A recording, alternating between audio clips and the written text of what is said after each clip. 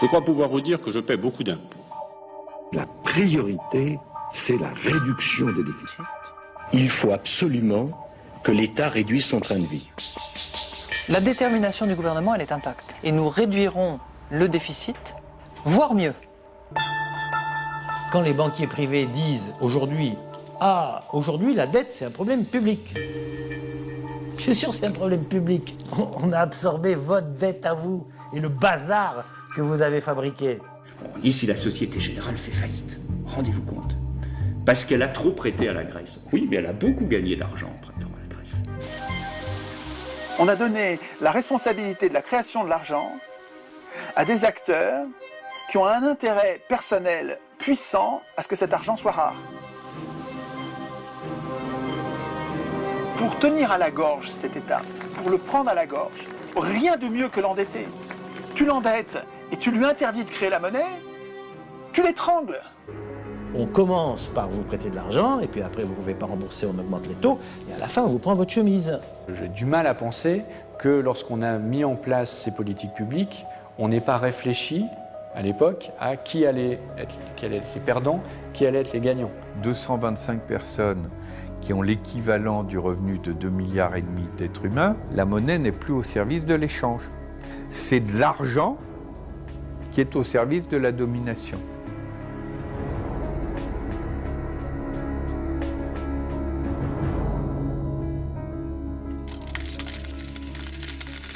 L'argent manque. L'obsession de la dette mine toute politique publique.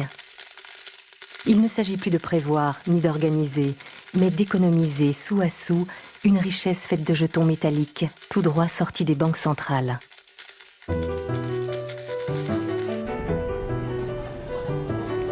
Chaque année, plus d'un tiers des dépenses de l'État va au remboursement de la dette. Premier poste budgétaire, le remboursement des intérêts et du capital représente 3 fois le budget consacré à l'enseignement scolaire, 8 fois celui consacré au travail et à l'emploi. Prêter directement aux États, c'est plusieurs centaines de milliards au niveau de l'Europe. Ce qui se passe, c'est qu'il y a trop de monde qui est venu. C'est des simples citoyens. Cette question de la dette qu'ils entendent tous les jours à la télévision les interroge. Il y a un matraquage médiatique et politique sur cette question. Et donc, ils viennent ici pour essayer de comprendre tous ces mécanismes. Je ne vois pas ce qui pourrait m'empêcher de penser que même en situation de crise ultime de l'euro, l'Allemagne n'est pas encore prête à accepter l'intervention massive d'une banque centrale. Je viens ici chercher des informations que je ne trouve pas ou que je ne comprends pas forcément quand ça passe dans les médias. Je veux bien soigner, on va dire, les problèmes au quotidien des personnes pauvres, etc. Mais je veux bien comprendre les causes qui conduisent à ça, quoi. Aujourd'hui, la question de la dette, utilisée par les pouvoirs en place au niveau mondial et en particulier européen, elle sert à la mise en place de politiques d'austérité. Mais pour démontrer cela, il faut qu'on démontre aussi comment a été constituée la dette, de quoi aujourd'hui elle est constituée, et quelles sont les alternatives possibles à ce système-là. Le mécanisme de la dette, il est produit par deux phénomènes. D'un côté, l'essentiel de la création monétaire devient privé et avec intérêt, alors qu'on avait une création monétaire publique et sans intérêt. Et le deuxième phénomène, ce sont les exonérations d'impôts. Bon. Alors, qu'est-ce qui se passe ? Par exemple, la Cour des comptes a mis en évidence dans un pays comme la France qu'il y avait eu 100 milliards d'exonérations fiscales de toute nature au cours, par exemple, des 10 dernières années. Qui bénéficie de ces exonérations fiscales ? Les catégories les plus riches. Avec ce revenu supplémentaire, elles vont pouvoir prêter, et notamment prêter aux États. Donc elles payent moins d'impôts, elles gagnent une première fois, et avec ce supplément de revenus, elles vont pouvoir prêter notamment aux États, et elles vont recevoir les intérêts de la dette. Donc elles gagnent 2 fois. Les catégories les plus modestes, c'est le contraire, c'est la double peine. Elles ont perdu une première fois parce que moins d'impôts, ça veut dire moins de services publics, moins de transferts sociaux. Elles ont perdu une première fois. Et elles perdent une deuxième fois parce qu'il faut aller payer les intérêts de la dette comme contribuable, et à ce moment-là, elle paye une deuxième fois. Donc le mécanisme de l'endettement est en fait un mécanisme qui creuse les inégalités.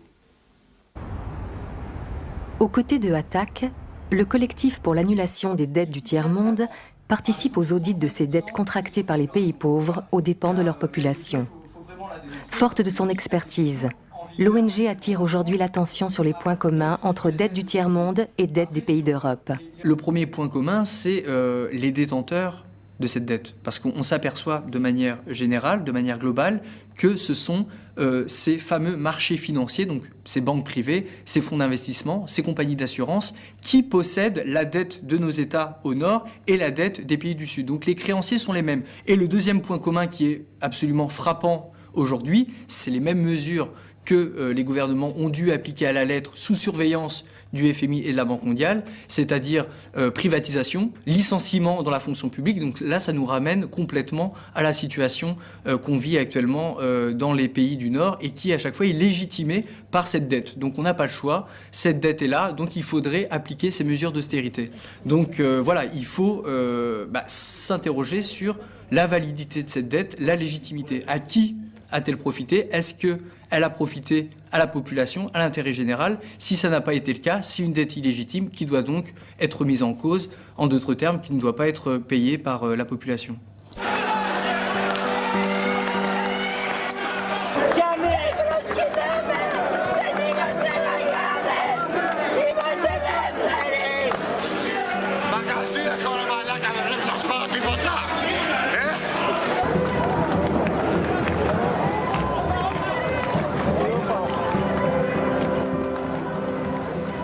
On n'a pas encore réglé le problème grec. Parce que Mme Merkel voulait que les banquiers privés prennent leur part, parce que la Banque Centrale Européenne ne voulait pas y mettre la main. Et le problème grec, qui n'est pas au départ un énorme problème par rapport à l'ensemble de la zone euro et a fortiori de l'Union européenne, est devenu un problème politique maintenant. Je pense que la crise grecque a pris cette ampleur, d'une certaine manière, à cause, pas seulement de la BCE, à cause des autorités de l'Union européenne, de la gouvernance de la zone euro. Parce que qu'est-ce qu'on a découvert à ce moment-là? En cas de difficulté financière d'un pays, les autres ne peuvent pas venir à son secours. Et que ce pays doit gérer ses dettes ou ses problèmes tout seul. C'est la clause de non-solidarité. Bien. Quelle est la logique de cette clause de non-solidarité? Elle a été largement imposée par l'Allemagne. C'est l'idée qu'il ne faut pas encourager les pays à être dépensiers, donc on inscrit dans la Constitution qu'il n'y aura pas de solidarité à leur égard. Cette interdiction de mettre la Banque centrale au service des États a été inscrite dans le traité de Maastricht signé en 1992. C'est l'article 104. Il est interdit à la BCE et aux banques centrales des États membres d'accorder des découverts ou tout autre type de crédit aux institutions ou organes de la communauté. Un des travers de ce traité, c'est de mettre les dettes publiques dans la main des marchés financiers. C'est de dire, de toute façon, il faudra que vous passiez par les marchés financiers parce que vous ne pouvez pas vous financer autrement. La Banque centrale ne vous achètera pas vos titres. Jamais. La Banque centrale prête aux banques privées à 0% ou 1,5%, qui prête ensuite aux États à 3, 4 ou 20% à la Grèce. C'est un choix politique de dire les États peuvent ou pas emprunter auprès de leur banque centrale, donc peuvent ou pas créer la monnaie. C'est un choix politique. On n'est pas obligé de faire ça, on n'est pas obligé, on fait ce qu'on veut. Pourquoi est-ce qu'on décide que l'État devra emprunter auprès des plus riches, auprès de ceux qui ont de l'argent, et donc leur payer un intérêt quand il aura besoin d'argent? Qui y a intérêt? Pour comprendre un crime, et c'est chercher à qui il profite. Qui a intérêt à l'article 104 de Maastricht? Pas fait ça pour rien. Il y a une idéologie là derrière. Et l'idéologie, c'est que c'est les marchés qui peuvent discipliner les États. C'est-à-dire, sachant que les États devront, pour leur financement, passer par les marchés, et que les marchés ont le gros bâton de dire taux d'intérêt à 18% ou on ne vous finance pas, d'accord? On se dit, ah, ça va discipliner les États. Le taux d'intérêt est la punition. Elle est infligée par les agences de notation qui, à travers leurs notes, montrent leurs préférences. Quand les Grecs proposent un référendum sur la dette en 2011, leur note est baissée. Les licenciements dans la fonction publique ou la privatisation des services publics sont, eux, interprétés comme des signes positifs. Si la dette submerge un État, il doit payer davantage. Il n'y aurait pas d'autre alternative.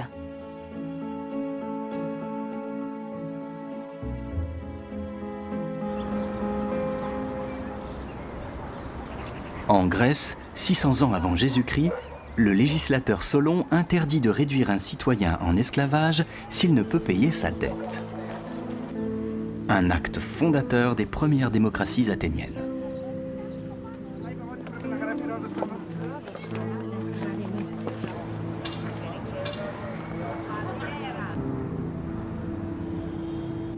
Dominique Hollard travaille au cabinet des médailles à Paris. Pour ce spécialiste de l'Antiquité, les crises monétaires sont fréquentes au cours de l'histoire. Mais la situation actuelle est un peu curieuse. La Grèce, en tant que pays, devrait de l'argent à l'Allemagne, à l'Angleterre, à l'Union européenne, au Japon. Non, elle doit de l'argent à des banques privées qui lui ont prêté de l'argent à des taux qui peuvent être considérés comme quasiment usuraires, argent que ces banques n'avaient pas, mais qu'elles ont pu prêter en empruntant à des taux très bas sur de la finance publique mis à leur disposition par les États européens. Vous voulez dire que ce sont les États qui ont financé les banques privées, qui ont refinancé les États derrière? Absolument. Par rapport à la crise actuelle, là où un Romain sera extrêmement surpris, ou un empereur, ou même un banquier romain, c'est le fait que les États entiers, et des empires entiers, parce que les États-Unis, par exemple, sont à la taille d'un empire, soient désormais, ne soient plus maîtres réellement de l'outil monétaire. Cette chute, cette perte de la main publique, de la res publica, de l'État, sur le contrôle des flux, je crois que c'est ce qui est le plus incompréhensible pour un homme de l'Antiquité s'il voyait ça de nos jours. C'est-à-dire qu'en fait, qu'en dernière analyse, ce soit un groupe mystérieux d'investisseurs sans visage qui puisse ruiner une économie sans que l'État, avec sa majesté d'État, puisse y faire quoi que ce soit. En dernière analyse, quoi qu'il se passe, et quelles que soient les contraintes externes ou internes, le dernier mot revenait à la puissance publique. Et je vous ai amené là deux monnaies qui parlent du même événement. Hein, ce sont de très belles monnaies de bronze, des sesterces, mais alors noires parce qu'elles se sont oxydées. Au départ, ce sont des monnaies aussi jaunes que nos pièces de 50 centimes d'euros, hein, à l'origine, leur vraie couleur. Des pièces de l'empereur Adrien, bien connues. Et l'empereur Adrien a, parmi d'autres empereurs de la période, il n'est pas le seul, fait des remises fiscales. Et sur les scènes que vous voyez là, vous voyez un licteur, c'est-à-dire un officier public représentant l'autorité de l'État, qui met le feu avec une torche à une pile de papier, de rouleaux, qui sont en fait les dettes, qui sont les registres d'endettement, puisque toute dette était évidemment enregistrée, les dettes vis-à-vis de l'État d'un certain nombre de particuliers de communautés. Là, vous avez la scène, vous voyez juste le licteur mettre le feu au registre de dettes, et là, vous avez le même licteur qui met le feu au registre de dettes, avec de l'autre côté des citoyens enthousiastes qui acclament évidemment cette action de remise fiscale. Une inscription nous a permis de savoir, indépendamment de ces monnaies, que c'est la somme de 900 millions de sesterces, qui est quand même une somme assez conséquente qui a été annulée.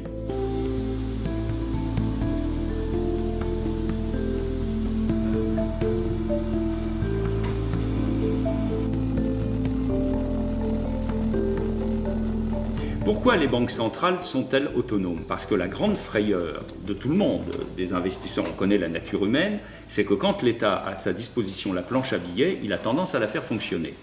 C'est très clairement éviter les dérives inflationnistes. La Banque centrale européenne est là pour contrôler que l'euro, comme monnaie, ne glisse pas dans un processus inflationniste. Si, lorsque la Banque centrale se met à émettre beaucoup d'argent, ça veut dire qu'il y a beaucoup de liquidités dans le système, ça veut dire qu'à partir de là, les banques peuvent distribuer elles-mêmes et créer elles-mêmes beaucoup de monnaie. Et donc les Allemands disent, si vous créez beaucoup de monnaie, Si la Banque centrale crée beaucoup de monnaie et que ça permet aux banques de distribuer beaucoup de crédits, eh bien, les gens vont se mettre à acheter en veux-tu, en voilà tout style de produits. Et du fait que cette demande va être extrêmement forte, ça va faire monter les prix. Et une fois que vous avez commencé à faire monter les prix, les syndicats vont dire les prix montent et pas mes salaires. Donc il faut que vous augmentiez les salaires. Donc on rentre dans un cercle vicieux d'augmentation immaîtrisée de l'inflation. Et ça, c'est une crainte allemande qui joue beaucoup, hein. Mais qui est complètement irraisonnée aujourd'hui. Parce que compte tenu du faible niveau de croissance qu'il y a aujourd'hui en Europe, il n'y a absolument aucun risque d'inflation. Député européen, l'écologiste Pascal Canfin est confronté quotidiennement au dogme de l'orthodoxie monétaire, défendu par les experts de l'Union. Leur analyse, c'est que le contrôle de l'inflation, par tous les moyens, c'est la clé d'une société démocratique. Et donc, pour faire ça, il ne faut pas laisser aux États la possibilité de manipuler les prix. Donc, une banque centrale indépendante qui a comme objectif unique la limitation du taux d'inflation, sachant qu'aux États-Unis, non seulement elle n'est pas indépendante, mais qu'elle a deux objectifs, la croissance et l'inflation. Donc on est dans un cas européen qui est atypique au niveau mondial. C'est vraiment la duplication du cas allemand. On a petit à petit privé les États des différents outils qui étaient à leur disposition pour contrôler, contribuer, co-gérer la création monétaire, pour en faire quelque chose qui relève exclusivement du dialogue, en quelque sorte, entre les banques privées et un seul acteur indépendant, statutairement, des États, qui est la Banque centrale européenne. Elle est en Allemagne, c'est pas un hasard, elle a été voulue avec ces statuts-là par les Allemands, ce n'est pas un hasard, c'est le spectre de la grande inflation des années 20, la République de Weimar, où du soir au matin, ou plutôt du matin au soir, quand vous sortiez de votre travail après une journée de travail, le niveau général des prix avait pu doubler dans la journée. Il fallait, vous connaissez les images, les gens qui allaient chercher les denrées dans les magasins, chez les commerçants, avec des brouettes remplies de billets de banque, les billets de 1 million, puis 10 millions, puis 100 millions, puis 1 milliard, 10 milliards de marques, etc. La fuite accélérée devant la monnaie.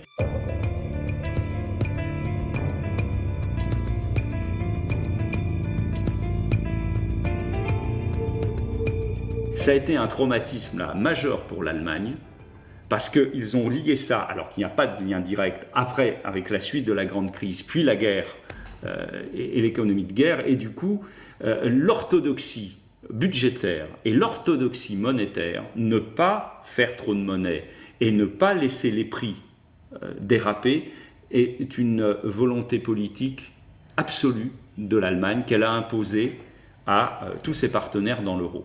Ça a surtout conditionné la façon dont l'Allemagne a voulu gérer cette crise de la dette publique européenne, hein. Elle l'a fait avec ce souvenir, effectivement, de à chaque fois qu'on crée trop de monnaie, ça se finit toujours dans l'inflation.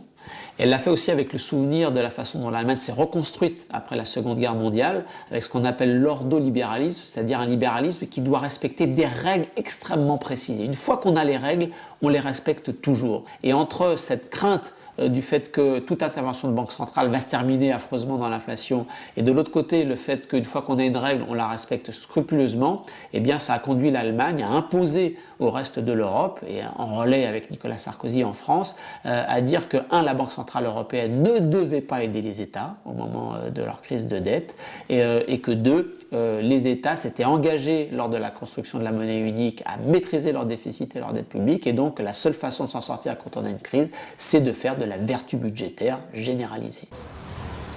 En 2010, embourbée dans la crise de sa dette, la Grèce perd peu à peu la main sur les décisions politiques. Sommet après sommet, réunion après réunion, elle se retrouve soumise aux diktats financiers imposés par l'Europe. Yet both the government and the Greek people are absolutely determined to change the path for Greece, to make the path one of stability and growth. Only yesterday we took very strong measures, an adjustment package with a majority in Parliament showing the will to move forward. And we are determined to move forward. Thank you.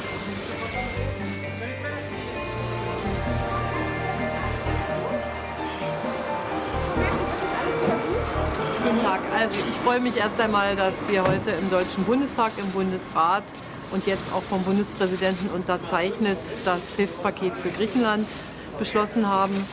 Die Griechen selber haben ein sehr anspruchsvolles Programm auch beschlossen und ich glaube, auf dieser Grundlage haben wir einen wichtigen Beitrag zur Sicherung der Stabilität des Euro insgesamt geleistet. À l'inverse des autres banques centrales, les gouverneurs de la Banque centrale européenne s'obstinent à refuser de financer directement les États. Les marchés en déduisent un possible défaut des États de la zone euro, puisque la BCE refuse de jouer les garants en cas de problème. Les taux d'intérêt demandés à la Grèce grimpent en flèche. La BCE vient de créer les conditions idéales pour une spéculation sans limite sur la dette des États de l'Union. Vous achetez des contrats à terme, donc en fait vous achetez... Voilà, Philippe Murer est un ancien des salles de marché. Il s'est aujourd'hui reconverti dans l'enseignement, où il explique les mécanismes sous-jacents à la crise. Le cuivre, le coton, le sucre, Oui, le sucre. le riz, et voilà, et en un clic, boum, vous avez traité quoi. Et donc vous voyez, pour travailler sur de la dette italienne, si vous voulez travailler sur de la dette italienne, donc là j'ai mis combien? J'ai mis 1 milliard, il me faut une marge de 34 millions d'euros. Vous pouvez travailler, investir 1 milliard d'euros en n'en ayant que 3%. Il vous suffit de 3% de cet argent pour investir. Donc vous pouvez manipuler avec peu d'argent, manipuler les marchés, travailler les marchés de façon complètement excessive. L'État italien n'a pas le droit d'emprunter, mais vous, en tant que spéculateur, si vous travaillez en tant que spéculateur sur la dette italienne, vous avez le droit d'emprunter. Et au bout d'un moment, quand les taux d'intérêt deviennent trop importants, sur l'Italie, on a frôlé le cas grec.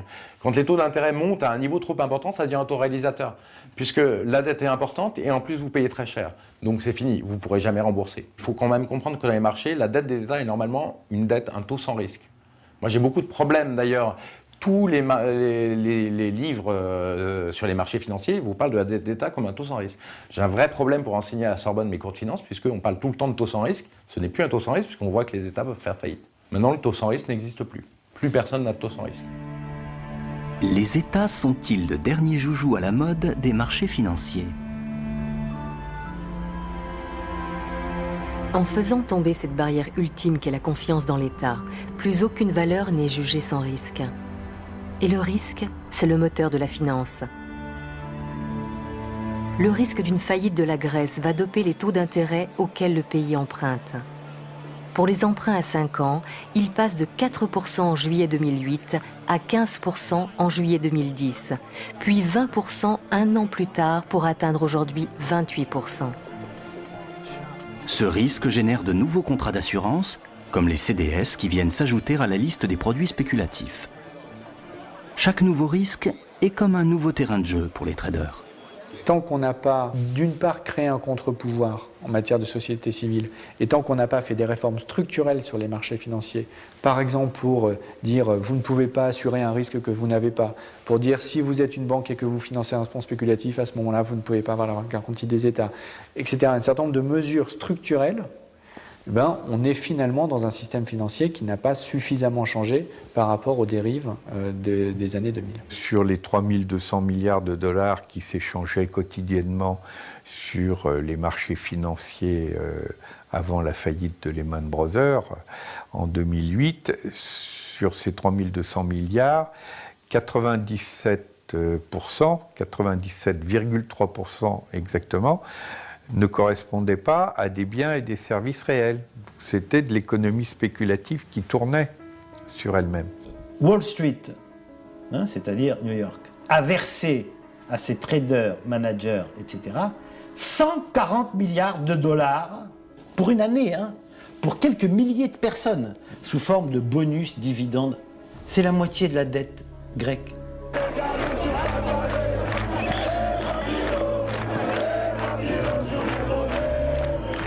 Et ce qu'on a développé, c'est ce qu'on peut appeler la planche à billets privée.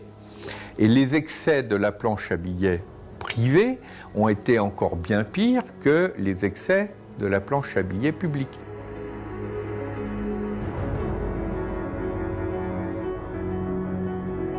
On a prêté 500 milliards d'euros aux banques à 1% à 3 ans en décembre, la Banque Centrale Européenne. La Banque Centrale Européenne reprête 500 milliards d'euros aux banques a priori fin février.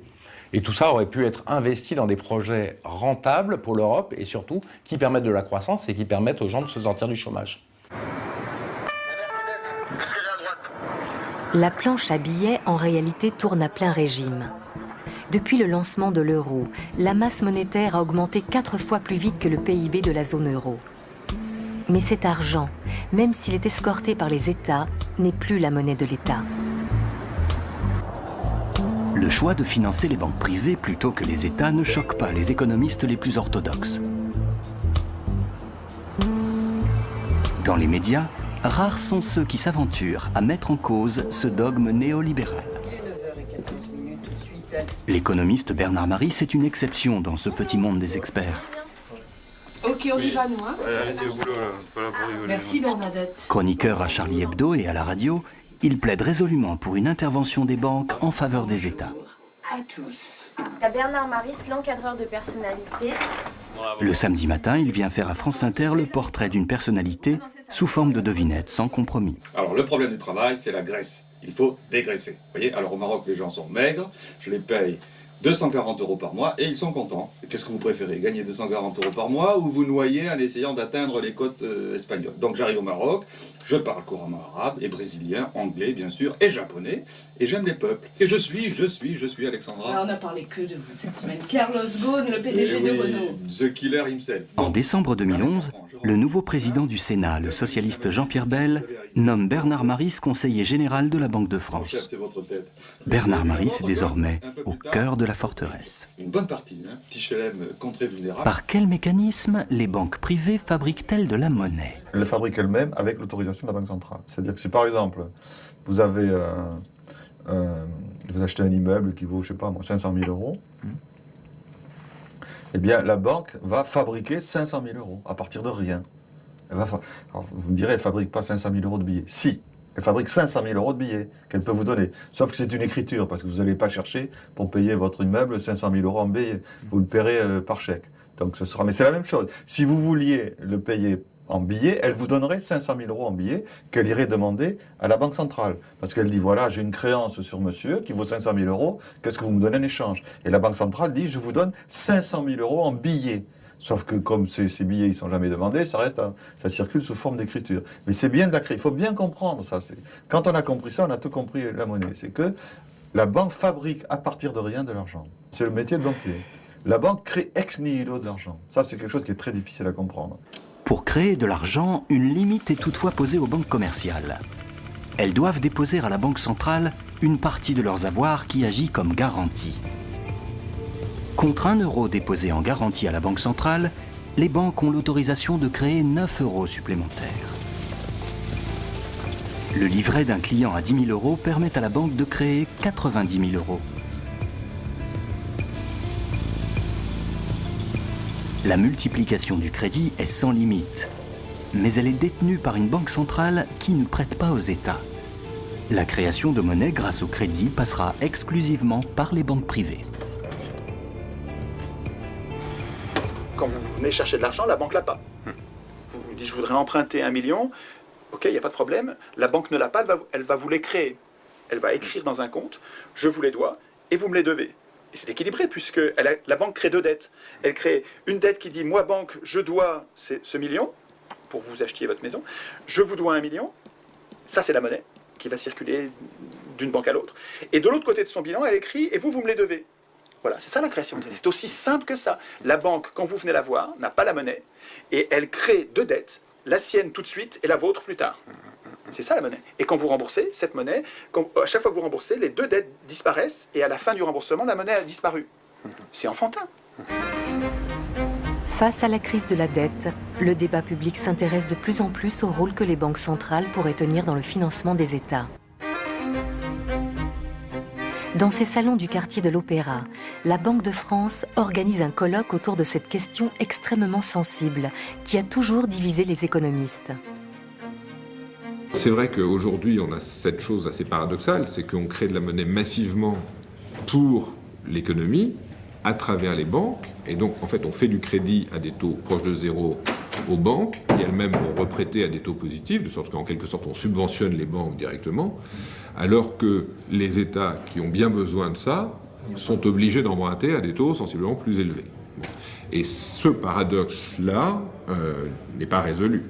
Et très clairement, on pourrait imaginer que les banques puissent être contraintes, par exemple, à prêter aux États dans des proportions de ce qu'elles font à l'échelle de l'ensemble de l'économie. L'intervention des banques centrales en faveur des États est interdite par les traités européens. Alors, le retour à une monnaie nationale sous l'égide de la Banque de France remettrait-elle la création monétaire dans la main de l'État ? En réalité, depuis sa création, la Banque de France n'a cessé de lutter pour son indépendance. Les premiers faits remontent à 1799. 3 mois après le coup d'État du général Bonaparte, un groupe d'hommes d'affaires français mené par le banquier suisse Jean-Frédéric Pergaud demande à voir l'empereur. Il sollicite l'autorisation de créer une banque d'envergure nationale. C'est une date, vous savez, le 6 février 1800. C'est la date pratiquement de la création de la Banque de France.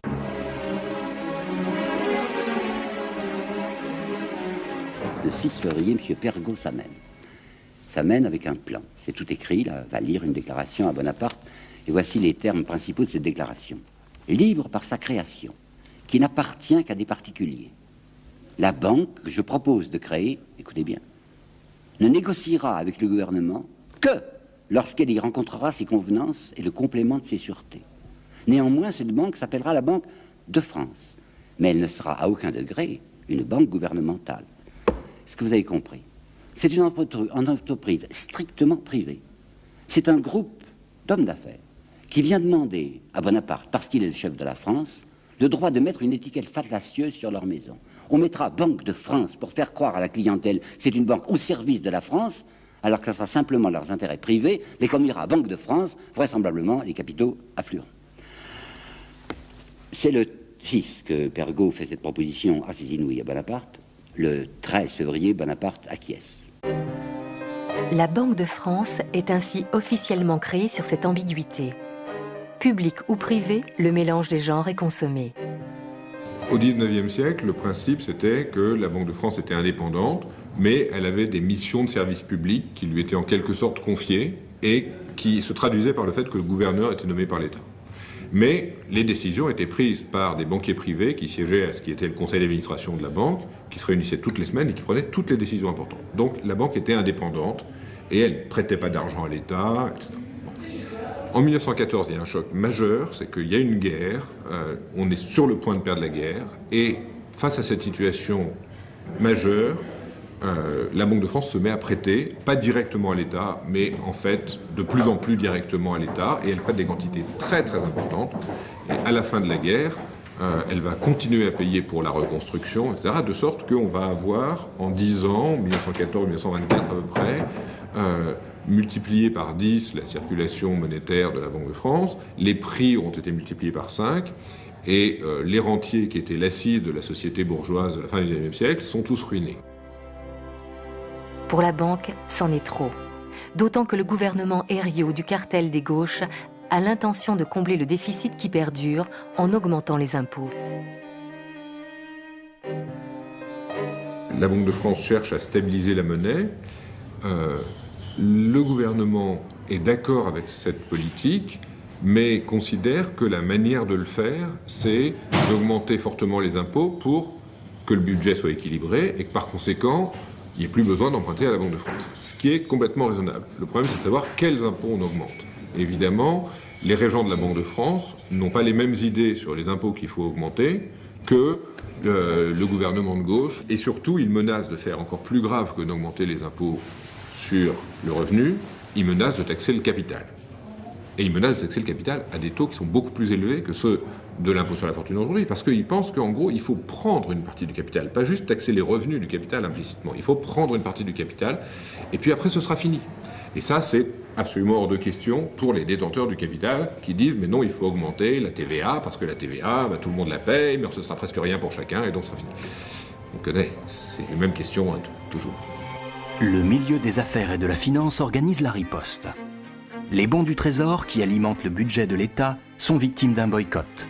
Herriot dira qu'il s'est heurté au mur de l'argent. Le gouvernement Herriot, il est piégé parce que la dette à court terme, la dette flottante, est tellement importante que le simple fait que les gens cessent de renouveler la dette flottante suffit à mettre le gouvernement au bord de la faillite. Et comme il est au bord de la faillite, il est obligé d'aller voir la Banque de France. Et la Banque de France lui dit « Vous voyez que vous ne pouvez pas vous passer de nous ». Et à ce moment-là, politiquement, il est fini, il se casse la figure et le gouvernement change. Pour le Front populaire, arrivé au pouvoir en 1936, le statut privé de la Banque de France est incompatible avec l'intérêt général. La loi du 24 juillet 1936 en modifie les statuts. Les administrateurs de la banque ne seront plus nommés par les actionnaires privés, mais par le gouvernement.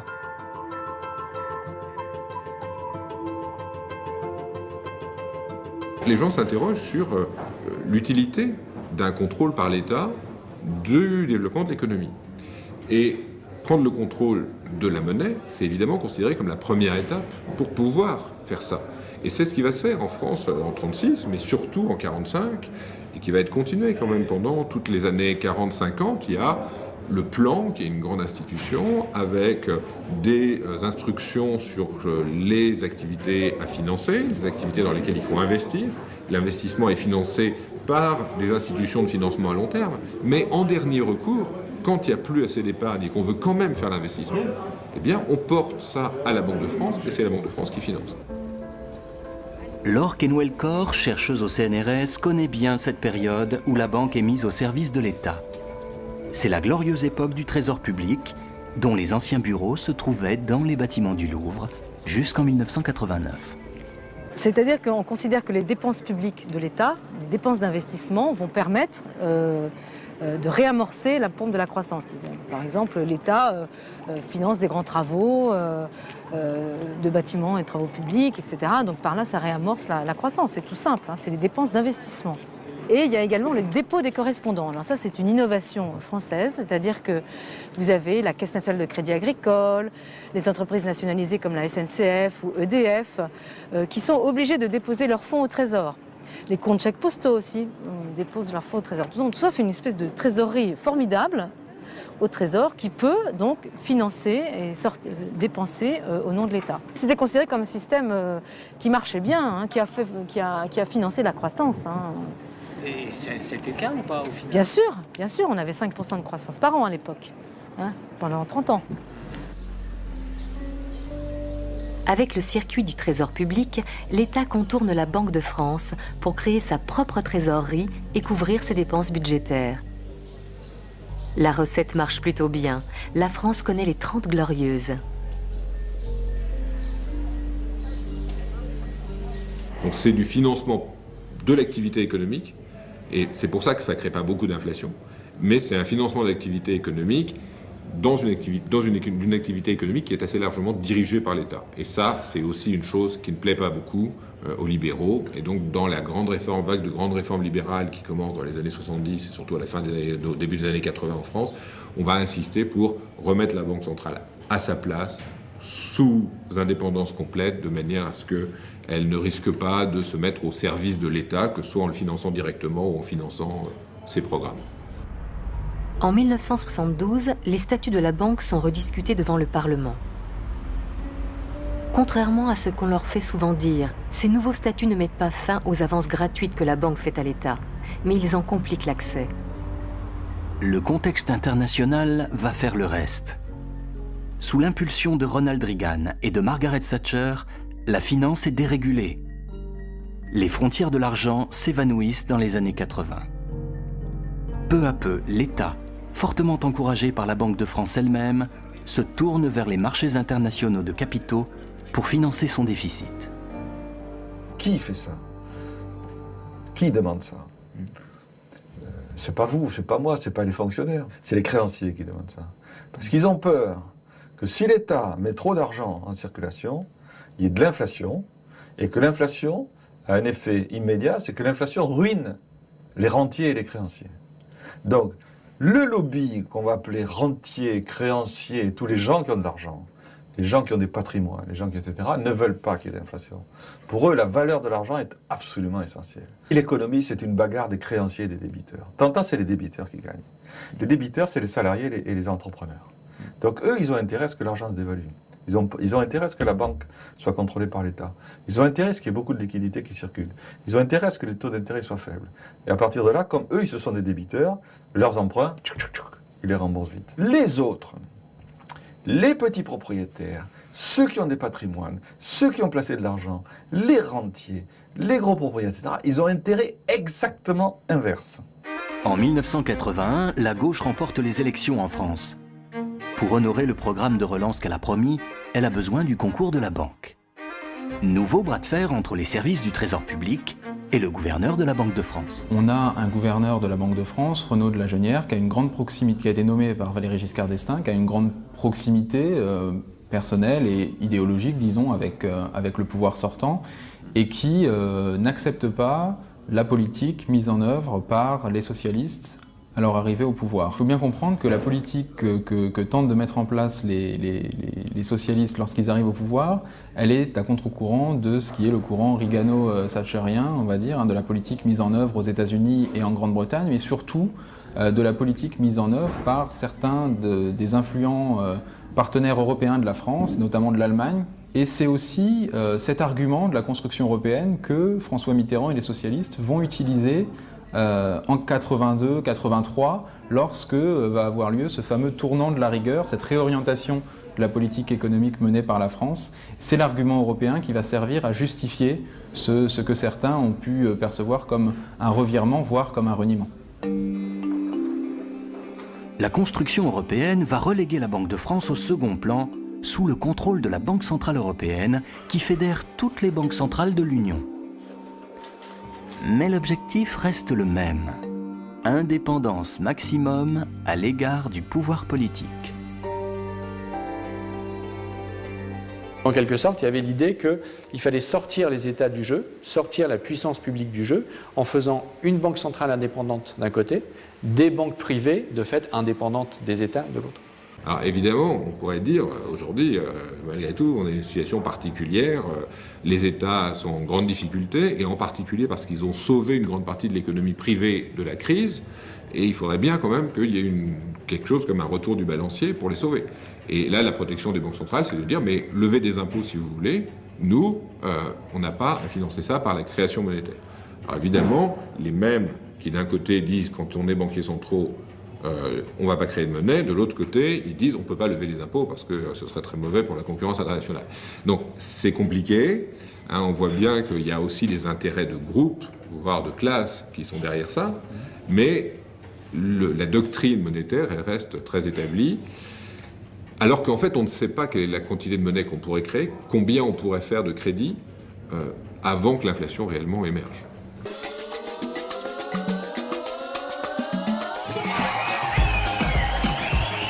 Prêter aux États est un mécanisme dans lequel la BCE refuse d'entrer, de peur d'y laisser sa monnaie. L'argent ne doit pas perdre de sa valeur, autrement dit, pas d'inflation. Toute sa politique monétaire tient dans ce concept. Sauf qu'aujourd'hui, ils sont un peu pris à leur propre piège parce que finalement, l'inflation telle qu'elle est définie dans le mandat de la BCE, c'est l'inflation des prix à la consommation, c'est-à-dire les prix des biens qu'on achète tous les jours. Il y a des autres prix qui sont le prix des actifs, c'est-à-dire non pas le flux, les biens qu'on consomme, mais le stock de patrimoine, et donc essentiellement les actifs financiers et les actifs immobiliers. Et quand on regarde, depuis qu'on a l'euro, l'évolution du prix de ces actifs financiers et l'évolution du prix de l'immobilier, on a une explosion de l'inflation. La grande majorité de la création monétaire s'est faite pour alimenter des marchés immobiliers et des marchés financiers qui ont généré énormément d'inflation. La bourse devrait s'effondrer et elle ne s'effondre pas.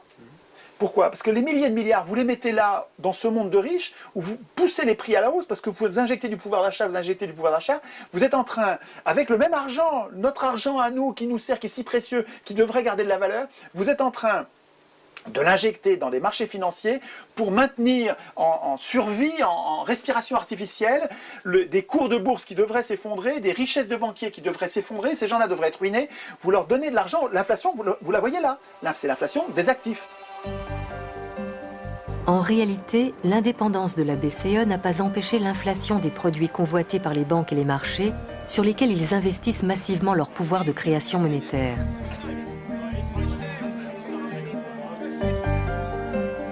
Ces masses de monnaie virtuelle, scripturales comme on l'appelle, constituent une sorte de nuage de crédit qui se dilate et se contracte en permanence et sur lesquels les banques centrales n'ont aucun pouvoir.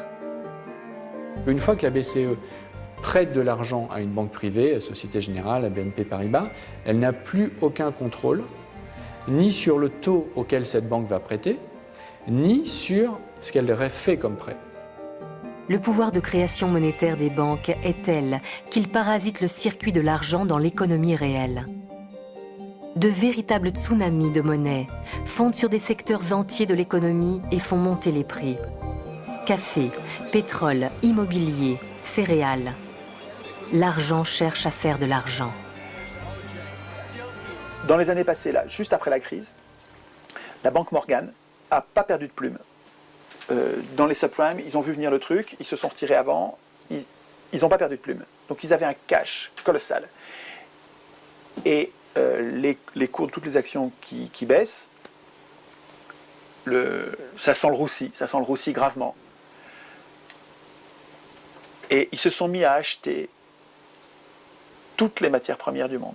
Le cuivre, les métaux précieux, le blé, le maïs, tous les produits agricoles.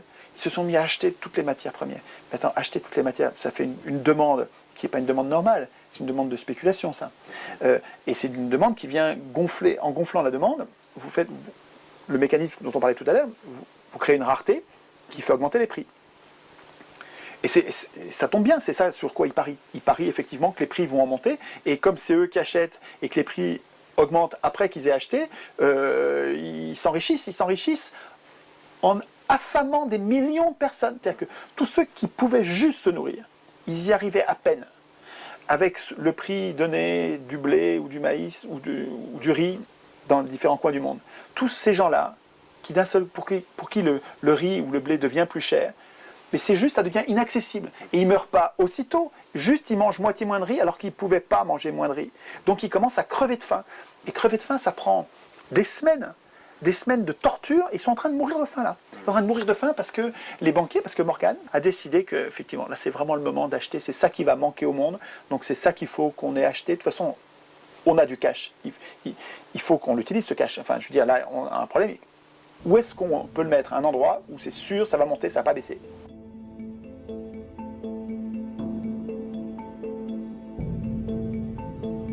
Comment sortir de ce piège dans lequel l'argent nous enferme? La question n'est pas nouvelle. Après la crise de 29, le député Jacques Duboin s'étonne de ces crises à répétition dans un monde où progrès techniques et scientifiques rendent l'abondance possible. Sa fille Marie-Louise Duboin a conservé toutes ses archives. Elle écrit et continue de militer pour que l'argent redevienne un bien commun. Ce qu'on appelle la crise. Et ça date de 1933. Dans son essai « Coule ahuri, la misère dans l'abondance », Jacques Duboin a dressé le portrait d'une France plongée dans une crise paradoxale.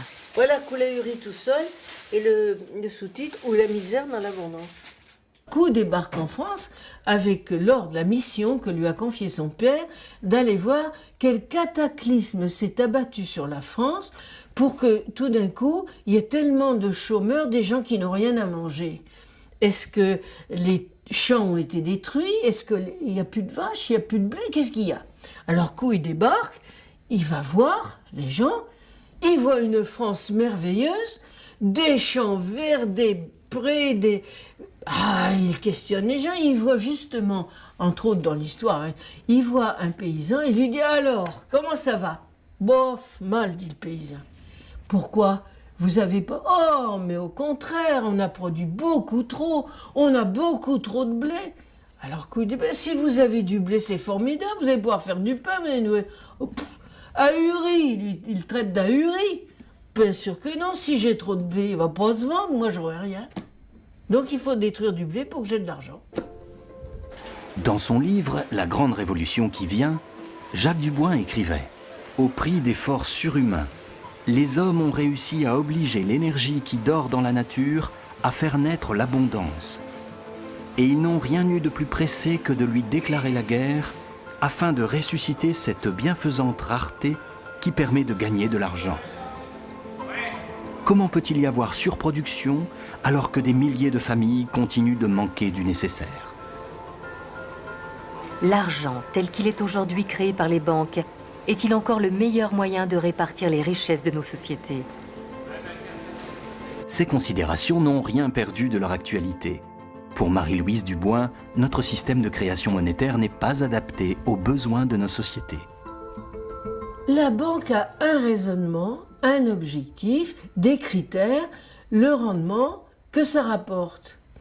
Que ce soit une collectivité locale, un individu ou maintenant un État, mais ce n'est pas son problème. Son seul problème, c'est que si elle crée de l'argent, j'allais dire si elle prête, parce que le mot est un peu ambigu, si elle crée de l'argent pour un client, c'est pour que ça lui rapporte. Si vous venez dire, je veux créer, oh, je vois dans mon entourage des gens qui sont seuls, il faudrait un bâtiment bien fait, avec de l'air autour, du personnel un peu compétent, qui sache les aider. Alors peut-être qu'avec le temps, je pourrais vous rembourser, mais pas très vite. Et puis les intérêts, il faudrait pas... Alors le banquier dit, arrêtez, ça m'intéresse pas. Qui décide de ce qu'on va faire? Mais ce sont les investisseurs, ce sont les gens qui ont l'argent et qui vont décider où ils le mettent. Et ils ne le mettent pas en fonction des besoins. Si demain on fait du bio, on n'en fait pas. Si demain on fait, je sais pas moi, des énergies renouvelables ou pas, c'est uniquement si la banque a décidé que c'était rentable.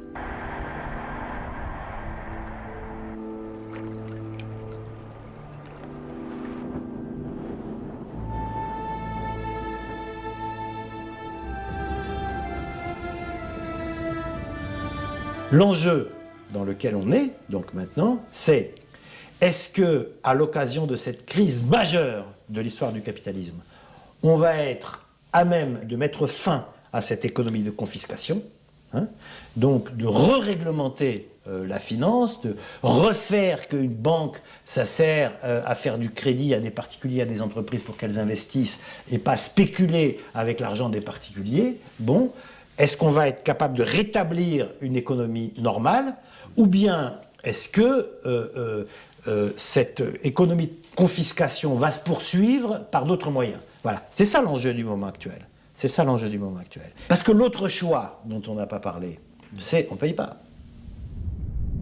Face à la crise de 2008, un seul pays d'Europe a refusé de payer pour les banques.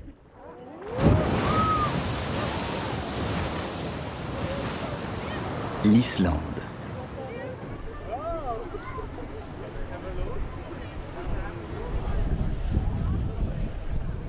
C'est une île, donc les gens se connaissent, etc.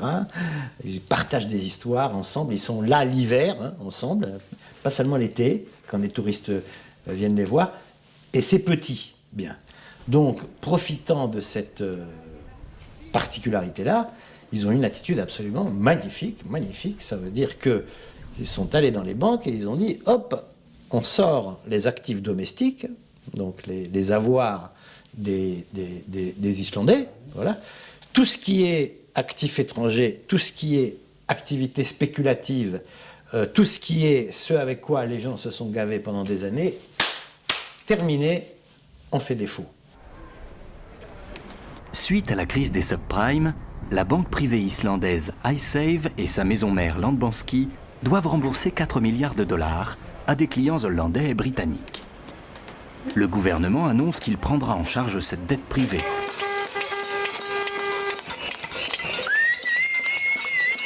Face à cet engagement qui menace de plonger le pays dans la récession, la population s'indigne et encercle le Parlement nuit et jour pendant des semaines.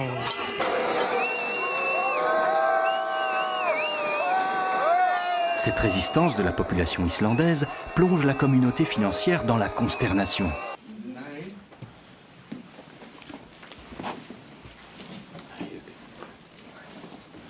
On prédit à l'Islande la sanction des marchés et la récession si elle s'obstine à ne pas payer. L'affaire iSafe tombe plutôt mal, alors même que le pays est en train de remettre officiellement sa demande d'adhésion à l'Union. La Commission est en train de préparer son opinion sur la demande d'adhésion de l'Islande. Et dans ce contexte, des questions comme par exemple le cas iSafe, mais aussi toutes les questions relatives au contrôle des capitaux seront analysées de très près. La pression exercée était « on ne peut pas vous garantir que vous rentrerez, mais si vous ne commencez pas par payer, les négociations vont vraiment mal se passer ». Les Anglais ont utilisé une loi antiterroriste qui a été émise après 2001 et qui devait être utilisée uniquement contre Ben Laden ou la Corée du Nord. Et elle a été utilisée contre une banque islandaise, sachant que les liens historiques d'amitié, de culture, d'histoire entre l'Islande et l'Angleterre. L'Islande, c'est le pays des Vikings. Ils ont occupé l'Angleterre 36 fois. Il y a des dynasties entières anglaises qui ont des origines vikings dans la nuit des temps. Bah non, ça a mis un sérieux coup de froid. Oui, ça a mis un sérieux coup de froid. Les Islandais refusent le chantage. Ils se donnent rendez-vous devant la maison du président. Au petit matin, ils arrivent de toute l'île pour lui demander d'organiser un référendum sur le remboursement de la dette.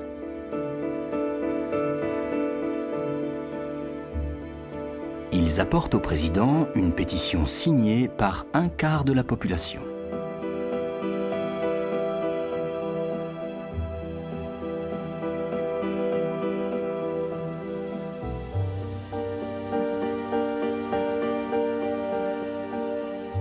Face à cette mobilisation, le président islandais accepte d'organiser le référendum.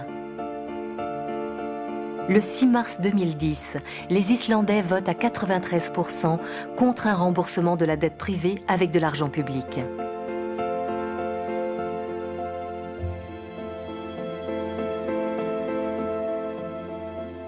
Ce qui s'est passé en Islande, c'est ça qui est normal. C'était une dette privée de banquiers privés vis-à-vis de banques privées. On ne peut pas payer, on fait faillite. Et donc celui qui a prêté indûment subit. Je veux dire, la situation dans laquelle on met l'État responsable d'une dette privée est totalement anormale. L'enfer prédit aux Islandais ne se révèle pas si terrible. Au bout de 2 ans, le pays renoue avec la croissance. Un rétablissement plutôt rapide. Comme les choses vont mieux, une partie des actifs se valorise et reprennent de la valeur. Donc ce qui était totalement impensable à un moment, payer ces 4 milliards, le devient maintenant parce que les choses allant mieux, les actifs de Landbanski prennent de la valeur et donc ils peuvent imaginer payer 4 milliards et éviter une crise majeure.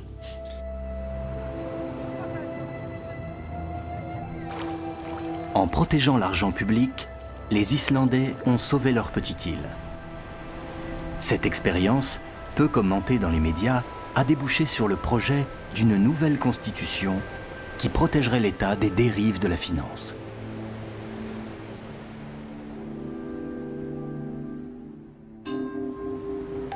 Quelle place tiendrait l'argent dans une société idéale ?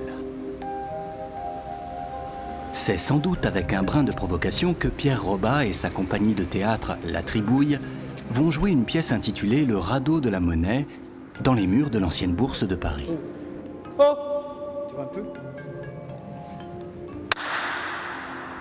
La Tribouille veut utiliser les décors pour faire réfléchir les spectateurs sur ce qu'est réellement l'argent et débloquer les imaginaires. C'est le tableau des cotations, enfin l'ancien tableau des cotations.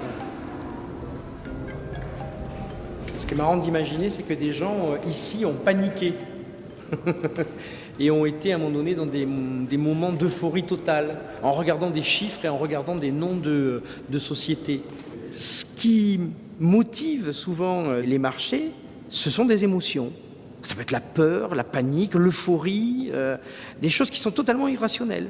On est tous chargés d'émotions et ces gens-là qui nous parlent de règles, de choses bien établies, eux aussi sont chargés d'émotions.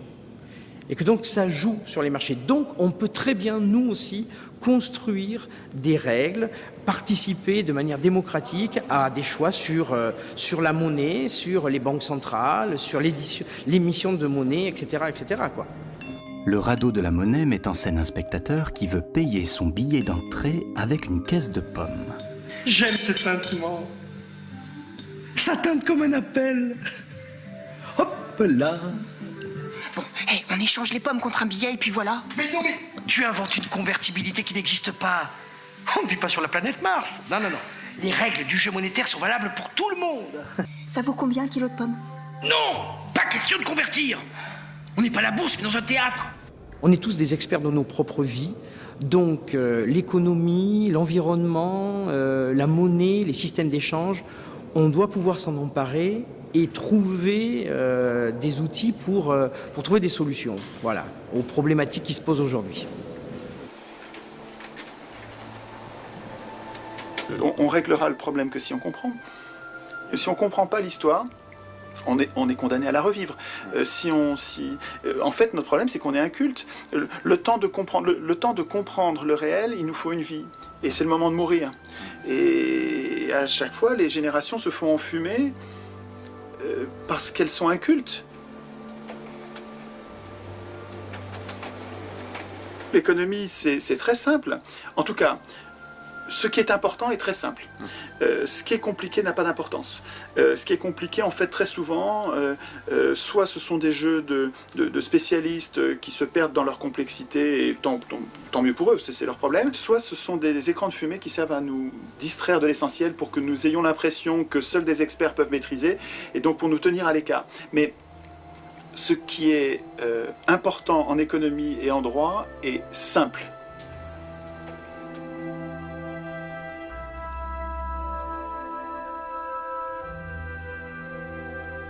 Que les deux grands fondamentaux sans lesquels il n'y aurait pas d'économie possible, c'est d'une part la nature et d'autre part les humains. C'est la loi de la palisse.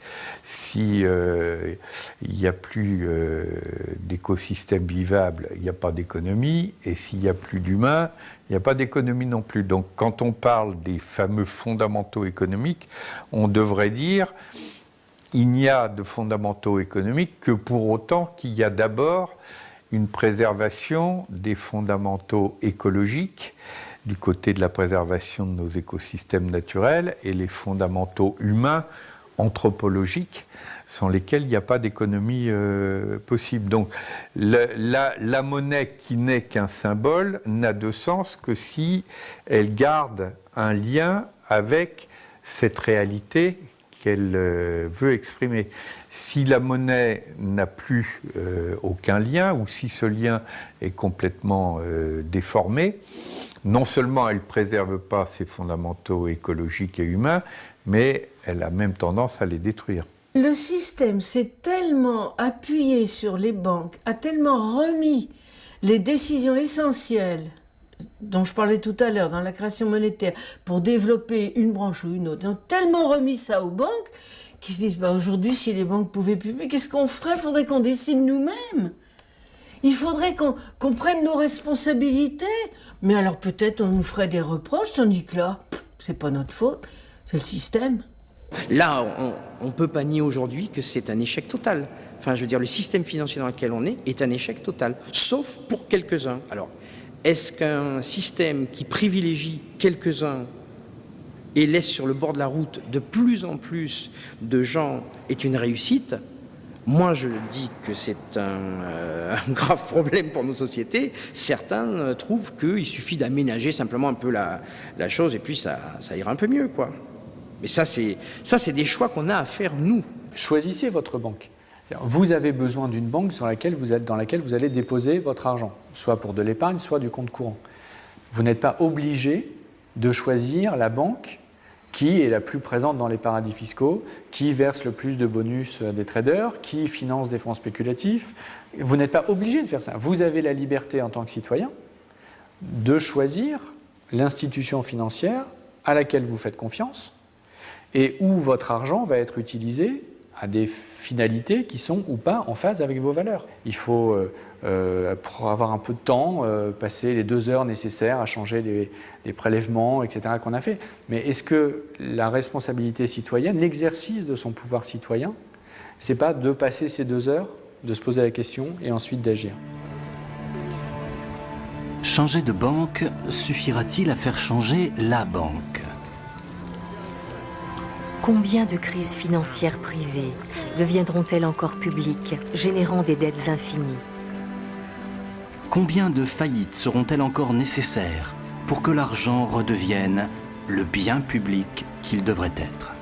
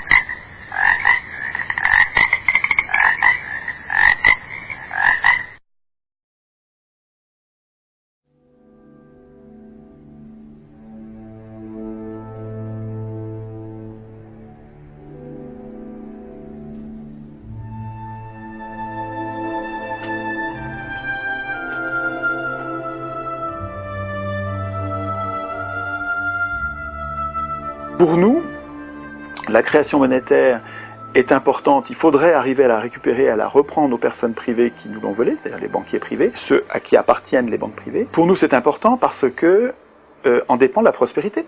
Aucun humain n'est plus autonome pour se nourrir. Les gens n'ont plus leur lopin de terre, ils ne sont même pas capables de travailler la terre, ils ont besoin des autres, nous avons tous besoin des autres, et donc nous avons tous besoin d'échanger, nous ne sommes plus autonomes. Et dans ce monde-là, nous avons besoin de monnaie. Et si cette monnaie est rare, nous avons un problème de prospérité. Or, ceux qui fabriquent la monnaie, aujourd'hui, ont un intérêt à ce qu'elle soit rare, pour qu'elle soit chère. Et que c'est eux qui en perçoivent le prix. Donc ils ont intérêt, ceux qui produisent la monnaie aujourd'hui ont intérêt à ce que cette monnaie soit rare, mais ça va contre l'intérêt général. Donc nous, notre intérêt, l'importance cruciale de la création monétaire pour nous, c'est de récupérer le pouvoir de créer la monnaie en quantité suffisante pour qu'elle ne soit pas rare, pour qu'elle ne nous manque pas. Le chômage, il est lié au manque de monnaie. Le chômage est lié au manque de monnaie. Si les entreprises n'embauchent pas, c'est parce qu'elles n'ont pas assez d'argent. Il y a une vieille image, mais qui marche bien, qui consiste à comparer la quantité de monnaie avec la quantité de sang. Et aux fonctions de la monnaie avec la fonction du sang. La monnaie sert à échanger, le sang aussi.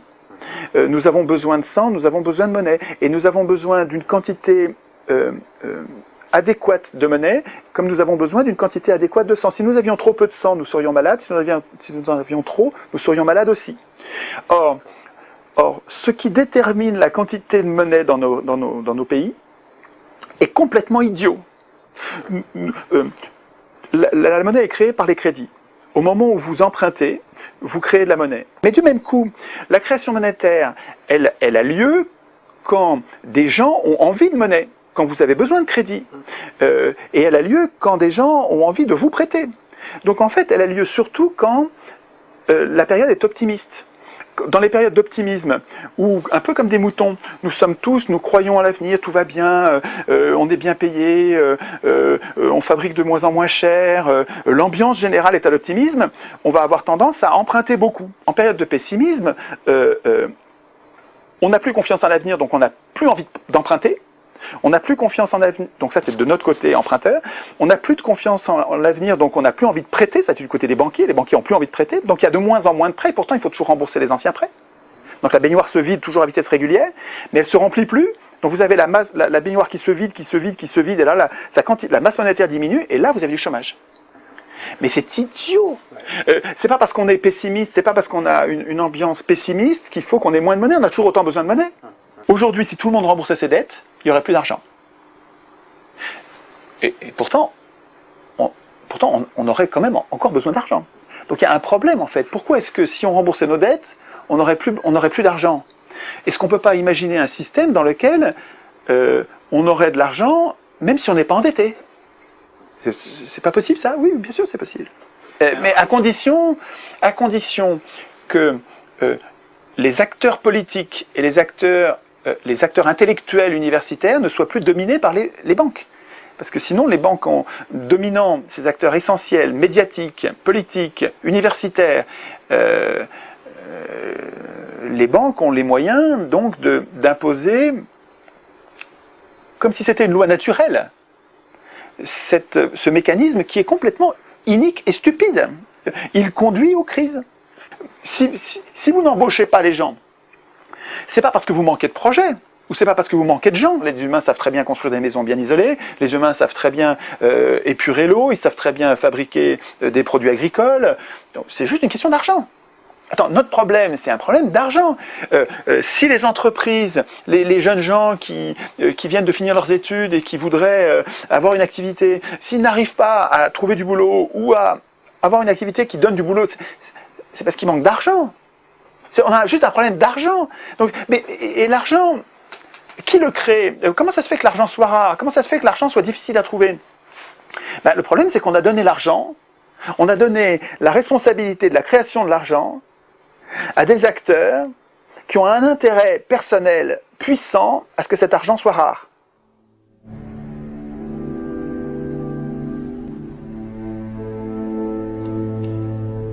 Vous êtes dans un piège politique. Nous sommes dans un piège politique, l'Union européenne, qui a été voulu, financé, défendu mordicus par les banquiers. Les institutions européennes, elles sont antisociales. Elles sont faites pour fabriquer du chômage. La seule mission de la Banque centrale et à laquelle vous n'avez pas le droit de toucher, vous pouvez voter à gauche ou à droite, vous ne toucherez plus à ça. La seule mission de la Banque centrale, c'est de protéger la monnaie, fût-ce au prix d'un chômage de masse qui va avoir lieu et qui arrange bien les riches qui ont voulu tout ce zinzin. C'est une première félonie gravissime. L'anticonstitution européenne nous condamne à un chômage de masse en ne protégeant que la monnaie comme si c'était le veau d'or. Tous les banquiers du monde savent que quand ils luttent contre l'inflation, ça se paye en chômage des plus défavorisés. Tout le monde le sait. Et c'est ce qu'ils veulent. Ils veulent pas d'inflation parce qu'ils veulent que leurs billets de banque continuent, parce qu'ils en ont beaucoup. Ils veulent que ça continue à valoir de l'argent. Et ils veulent du chômage parce que le chômage, ça va être intimidant pour les salariés. Ça va leur permettre de payer des bas salaires. Et des bas salaires, pour eux, c'est des hauts profits. Ce chômage de masse, il nous intimide. Il nous fait peur. Il nous dissuade de demander de meilleurs salaires. Il nous conduit à une résignation à de bas salaires.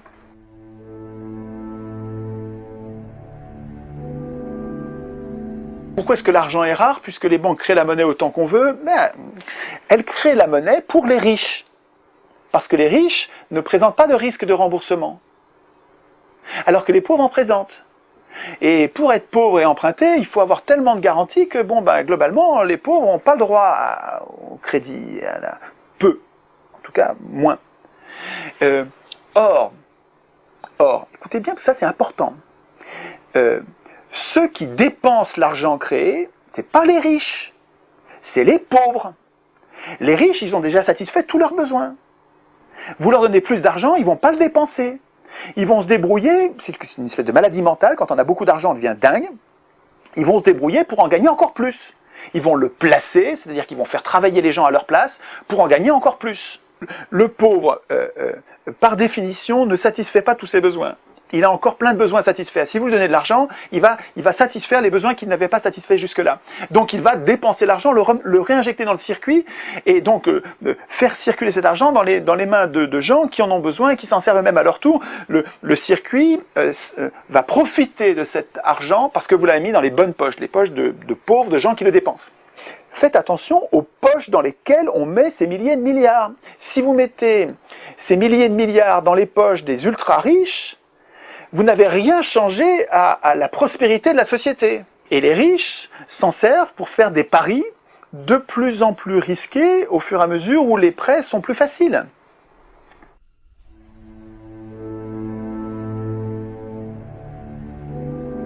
Inflation, ça veut dire une augmentation de quantité. Et quand on parle d'inflation, on parle d'inflation monétaire. Si vous augmentez la quantité de monnaie avec en regard, en face, une augmentation de la capacité de production des biens, il n'y a pas d'inflation parce qu'il n'y a pas de rareté. Si par contre vous créez beaucoup d'argent, vous donnez du pouvoir d'achat aux gens, mais il n'y a pas les biens, vous ne créez pas les biens qu'il y a en regard. Les gens sont là avec leur pouvoir d'achat prêts à acheter les choses, mais les choses n'existent pas. Vous avez créé, en donnant trop de pouvoir d'achat, vous avez créé de la rareté. Vous avez créé de la rareté et pour départager ceux qui veulent acheter, ils vont être prêts à payer un prix plus fort. Ça va faire monter les prix. Mais comprenez bien que si vous augmentez la masse monétaire, vous distribuez de l'argent, progressivement, en même temps que les producteurs arrivent à suivre. Vous faites ça pas brutalement, vous faites ça doucement, pour que les producteurs arrivent à faire tourner leurs usines, embaucher, faire venir les matières premières pour produire. Il n'y a pas de rareté, il n'y a pas d'augmentation de prix. Mais il faut quand même distinguer, et je crois que c'est très important, c'est jamais fait, il faut distinguer deux mondes qui utilisent la même monnaie, mais qui sont vraiment deux mondes à part, qui sont le monde des marchés financiers, c'est le monde des gens qui ont trop d'argent et qui essayent d'en faire plus en le prêtant à ceux qui en manquent et ce qui leur permet de gagner de l'argent sans travailler. Donc ça, il y a le monde des riches, qui est le monde des marchés financiers. Et puis il y a le monde normal, le monde des gens normaux, avec les biens communs, on achète des voitures, on achète des maisons, on achète de quoi manger, on achète des services de toutes sortes, services de médecins. Le monde normal, des gens normaux, avec là aussi un risque d'inflation si vous créez trop d'argent. Et alors, qu'est-ce qui se passe en ce moment? La Réserve fédérale crée 1,5 milliard par jour en ce moment. 1,5 milliard de dollars par jour. Et pourtant, il n'y a pas d'inflation. Attendez, il n'y a pas d'inflation. Il n'y a pas d'inflation pour nous les gens normaux, parce que c'est pas à nous qu'on le donne. C'est pas à nous qu'on donne ces milliers de milliards. On ne nous les donne pas, donc il n'y a pas d'inflation. Par contre, regardez ce qui se passe du côté des riches, du côté des marchés financiers. Ces marchés qui devraient s'effondrer, parce que c'est des crapules qui ont triché, qui devraient être en faillite. La bourse devrait s'effondrer, et elle ne s'effondre pas. Pourquoi? Parce que les milliers de milliards, vous les mettez là, dans ce monde de riches, où vous poussez les prix à la hausse, parce que vous injectez du pouvoir d'achat, vous êtes en train, avec le même argent, notre argent à nous, qui nous sert, qui est si précieux, qui devrait garder de la valeur, vous êtes en train de l'injecter dans des marchés financiers pour maintenir en survie, en respiration artificielle, des cours de bourse qui devraient s'effondrer, des richesses de banquiers qui devraient s'effondrer, ces gens-là devraient être ruinés, vous leur donnez de l'argent, l'inflation, vous la voyez là. Mettez-vous à leur place, vous avez beaucoup d'argent, vous pouvez acheter sans limite. Vous arrivez sur la Côte d'Azur, la maison vaut 1 million, mais il n'y a pas de problème, moi je peux la payer 2 millions. Attendez, vous êtes prêt à la payer 2 millions, mais le prix va monter. Le prix va monter, effectivement, parce que le vendeur, il va préférer celui qui l'achète 2 millions. Et donc les prix montent, et montant, il valide le pari que faisait l'acheteur en disant ça va continuer à monter, puisque les prix montent. Ben, oui, ce sont des prophéties autoréalisatrices, c'est-à-dire qu'ils alimentent eux-mêmes une bulle avec de l'argent facile. Quand elle s'effondrera, elle va ruiner, non pas les acteurs qui ont triché, parce qu'ils vont se retirer toujours à temps, parce qu'ils sont dans les mécanismes de délit d'initié, ils savent avant tout le monde quand est-ce que ça va se retourner, et ils se retirent juste avant que ça se retourne.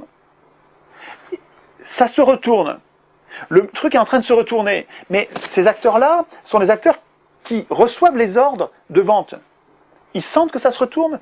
Et bien, juste avant que ça se retourne, eux, ils commencent par vendre avant de vendre en se conformant aux ordres de leurs clients. Donc c'est jamais eux qui perdent.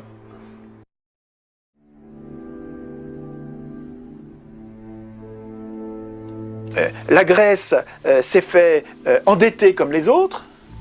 Elle est la première à sombrer, mais ne traitez pas la Grèce comme un cas particulier. La Grèce, c'est la France. Nous sommes tous grecs. Nous sommes tous grecs.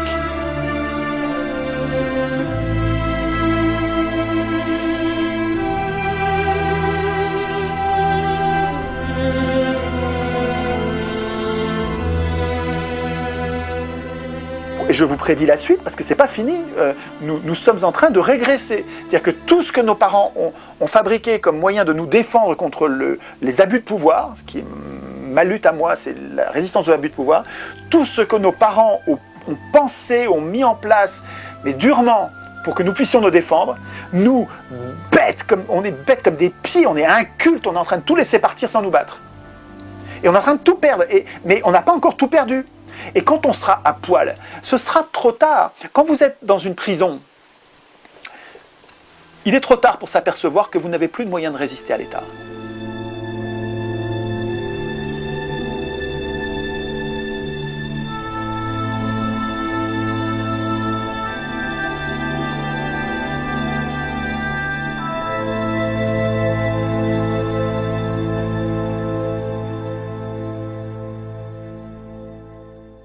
Quand ce sont les mêmes personnes qui vous ont endetté au dernier degré, qui viennent pousser des cris d'orfraie pour prétendre que l'urgence est au désendettement, si vous n'êtes pas complètement idiot, vous allez faire le lien entre le gars qui vous a endetté et le gars qui est en train de dire maintenant il faut se désendetter et se dire lui il est en train de me prendre pour un con parce qu'il est en train de croire que j'ai oublié que c'est lui qui m'a endetté.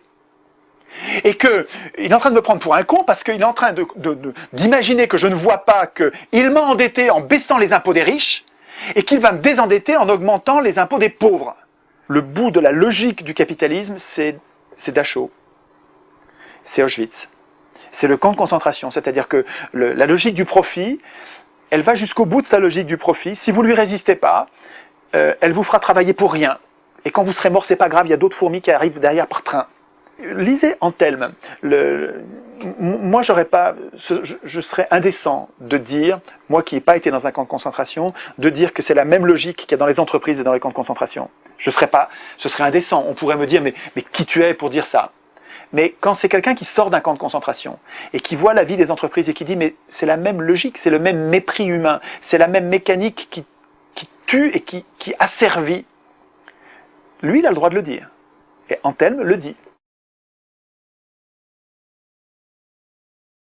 Tant que nous dirons que la malfaisance de ce système vient des autres, nous serons à côté de la plaque. Le problème ne vient pas des banquiers, il ne vient pas des élus, il ne vient pas des riches, pas du tout. Le problème, il vient de nous, il vient des pauvres, il vient les pauvres au sens large, c'est-à-dire tout le monde. Il vient de 98% de la population qui décide de ne pas faire de la politique. Et qui, quand il fait un peu de politique, défend le pire système, défend le suffrage universel, entre guillemets, c'est-à-dire le faux suffrage universel, qui consiste à désigner nos maîtres parmi des gens qu'on n'a pas choisis et qui sont choisis par les plus riches. Alors, nous-mêmes, nous défendons ce système-là. Mais il faut juste arrêter ça, arrêtons-nous, c'est la Boétie. Le pouvoir n'est possible, les tyrans ne sont possibles que parce que nous les soutenons. Soyez résolus de ne plus servir, et vous voilà libre. Je ne m'en prends pas au manque de vertu de ceux qui nous oppriment. Je dis, il nous faut des institutions qui vont tenir à la gorge ceux qui n'ont pas assez de vertu. Et ces institutions, c'est à nous de les écrire. Tant que vous laisserez écrire la Constitution par les élus, ils écriront des règles pour eux-mêmes et ils continueront à écrire le gouvernement représentatif. C'est-à-dire la négation de la démocratie. La première chose à faire, la chose la plus importante à faire, le slogan le plus simple contre la dette publique, c'est d'établir une assemblée constituante par tirage au sort C'est-à-dire une assemblée constituante qui ne soit pas composée de politiciens professionnels. Une assemblée constituante qui ne soit pas composée d'hommes de parti. Parce que les hommes de parti, ils écrivent des règles pour eux-mêmes. Donc ils ont intérêt au gouvernement représentatif parce qu'ils se goinfrent dans le gouvernement. Bien sûr, ils goinfrent les riches plus encore, mais eux se goinfrent. Et c'est difficile, je crois, pour les citoyens d'arriver à comprendre qu'une assemblée tirée au sort parmi eux sera moins pire sera 1000 fois meilleure que des gens qu'ils auront choisis. C'est dur de comprendre ça, parce qu'on se dit, il y a une illusion, et que les élus ne manquent pas de nous monter en sauce cette illusion. On croit que quand on désigne des gens, ces gens vont être meilleurs parce qu'on les a désignés. Enfin, je comprends qu'on ait cru ça en 1789, mais après 200 ans d'échecs cuisants, on ne désigne que des affreux, que des gens qui nous trahissent. Enfin, après 200 ans d'expérience merdique, on va quand même arriver à tirer les leçons et dire, ok, ça va, le gouvernement représentatif, c'est de l'enfumage, c'est de l'escroquerie politique, on nous ment tout le temps, avant l'élection, pendant l'élection, après l'élection, et jusqu'à la prochaine élection, et encore après la suivante, on nous ment tout le temps, on nous trahit sans arrêt, ça va, après 200 ans, on va inventer un autre système. Il y en a un.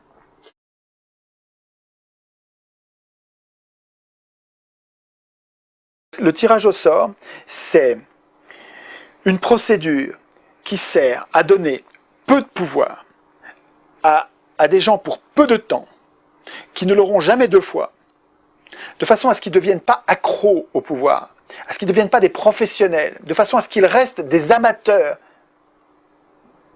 à être sûr qu'ils restent des amateurs, pour qu'ils ne deviennent jamais nos maîtres, et qu'ils restent toujours nos serviteurs. Ça sert à ça, le tirage au sort. Ça ne sert pas à leur donner le pouvoir. Ça sert justement à pas leur donner le pouvoir. Ça sert à le garder nous. La démocratie, c'est nous qui allons prendre les décisions dans nos assemblées, dans nos communes, qui vont se fédérer en fédération de communes. Donc c'est ça qui va se passer. Une démocratie, c'est à petite échelle, on se connaît entre nous, et on tire au sort entre nous ceux qui nous représentent pour qu'ils ne deviennent pas nos chefs. Parce que nous avons compris que les chefs sont des gens qui vont nous maltraiter. Même si au début ils sont gentils, ils finissent par se transformer, le chef ça les change en mal. Ça fait des milliers d'années qu'on l'observe, ça suffit. La démocratie ça sert à dire, mais on veut plus ça, on veut plus de chefs, ou on veut des chefs sans pouvoir, des chefs affaiblis. Et la démocratie c'est ça. Et le tirage au sort il sert à nous protéger durablement contre les chefs. Vous savez, ces gens qui ont plus de tempérament que les autres, les gens qui sont des leaders, qui voudraient bien être les chefs, et bien le tirage au sort, il nous protège contre eux.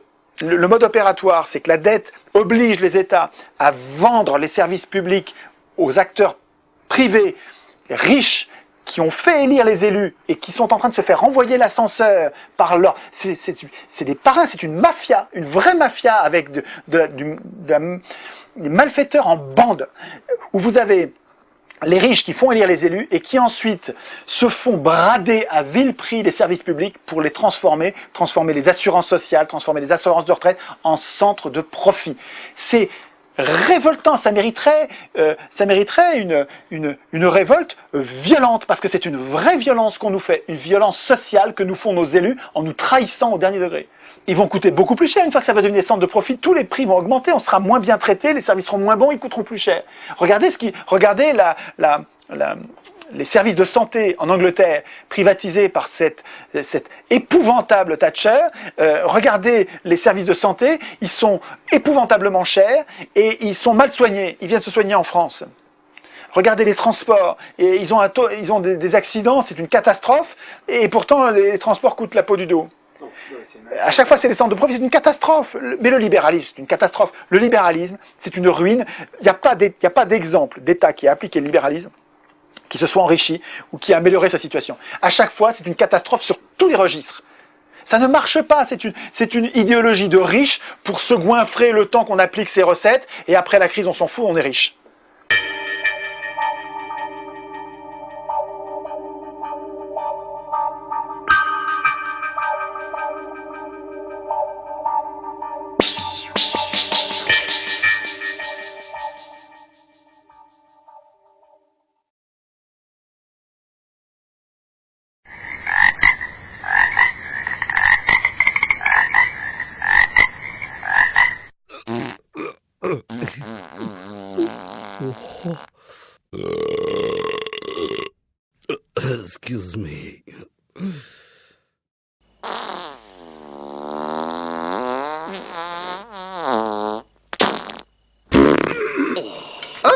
j'ai fait un petit fait là.